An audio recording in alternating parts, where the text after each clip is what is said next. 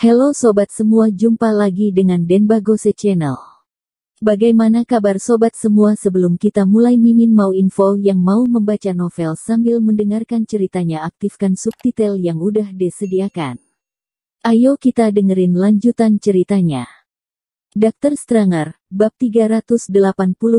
Kalian salah memesan. Thomas memesan 4 porsi steak sapi dan juga beberapa porsi hidangan hati angsa, foie gras, dan juga jamur truffle.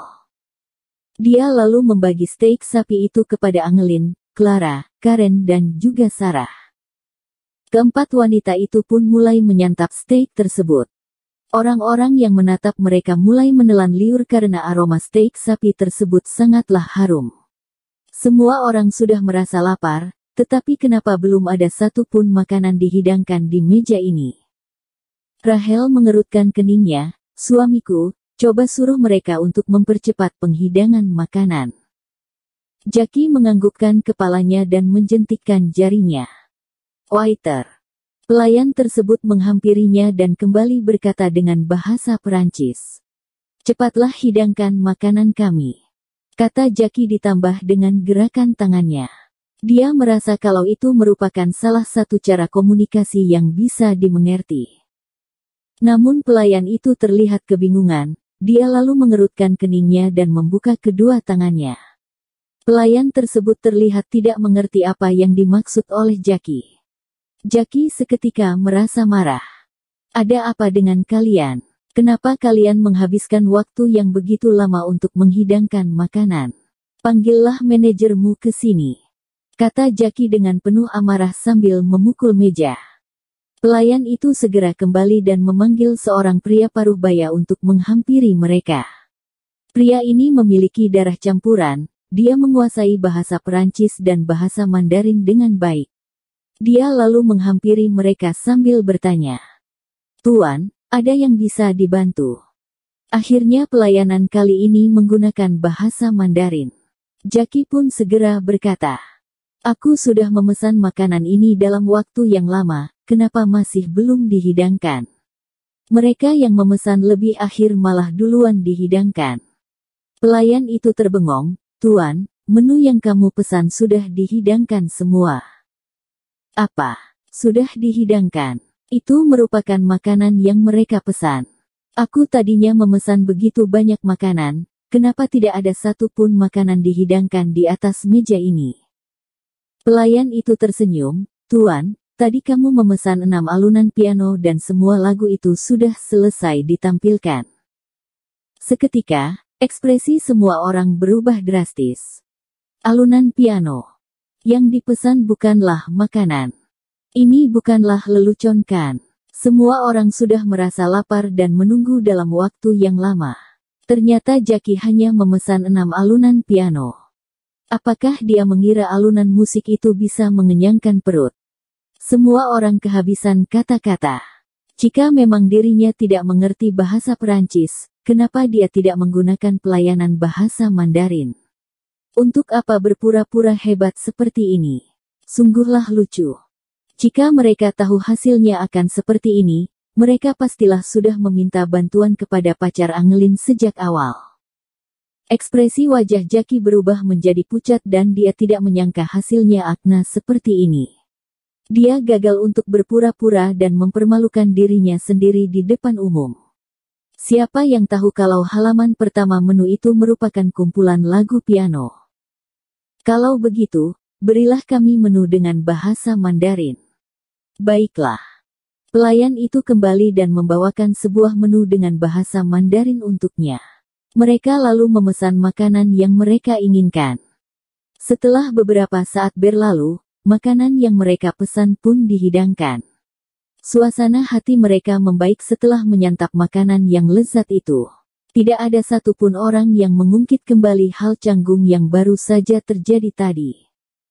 Mereka semua menyantap makanan mereka sendiri sambil mengobrol. "Rahel, pacarmu memiliki bisnis di bidang perhiasan. Dia pastilah mengerti akan segala pengetahuan di bidang ini, bukan?" Rahel tersenyum, "Tentu saja, dia mengerti begitu banyak hal, baik tentang perhiasan ataupun jam tangan." "Apakah benar? Kalau begitu, bagaimana dengan jam tanganku ini? Jackie menerima jam tangan tersebut dan menatapnya sambil menganggukkan kepala.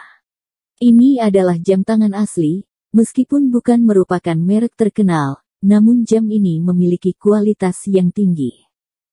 Ketika membahas jam tangan, semua orang mengalihkan pandangan mereka ke jam tangan mereka sendiri. Rahel seketika menyadari jam tangan yang ada di tangan Angelin. Wah, jam tangan Angelin sangatlah cantik, bagaimana kalau aku menyuruh suamiku untuk memeriksa keaslian jam tanganmu itu? Angelin tersenyum canggung, tidak perlu, aku tidak tertarik untuk mengetahui keaslian jam tangan ini.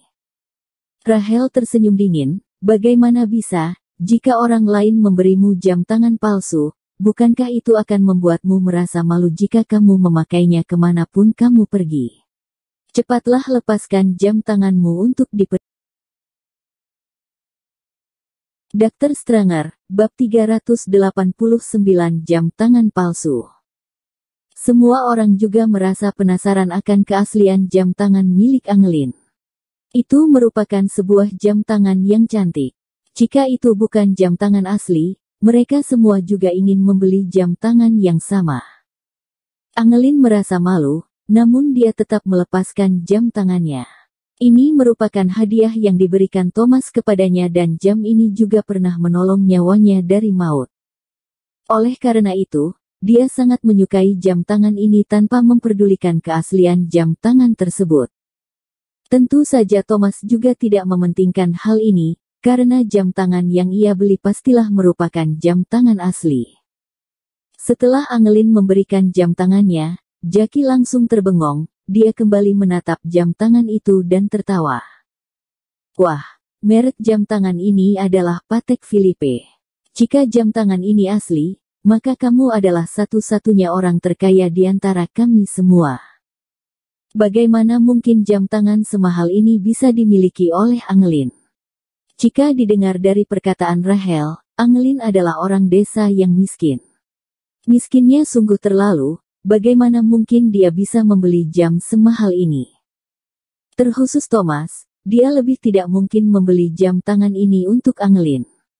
Dia adalah pria miskin yang bahkan tidak sanggup untuk membeli mobil. Setelah menerima jam tangan merek Patek Philippe milik Angelin, Jackie pun mengerutkan keningnya. Dia lalu menatap jam tangan itu dengan jarak yang dekat dan ekspresi wajah yang kebingungan. Rahel terbengong, suamiku, kenapa? Apakah ini adalah jam tangan asli?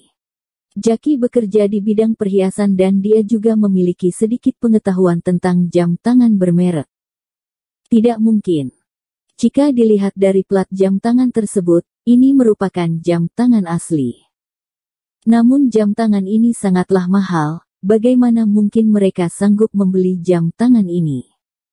Perkataan Jackie berhasil membuat semua orang merasa penasaran. Apakah Angelin yang tidak pernah mereka temui selama beberapa tahun belakangan ini sudah menjadi istri orang kaya? Dia bahkan memiliki jam tangan seharga ratusan juta. Jackie membalikkan jam tangan itu dan menatapnya dengan sangat teliti. Dia lalu tersenyum dingin. Kalau bukan karena bekas goresan di balik jam tangan ini, aku bahkan mengira kalau ini adalah jam tangan asli. Kata Jackie sambil menunjuk ke arah salah satu baut yang ada di bagian belakang jam tangan tersebut.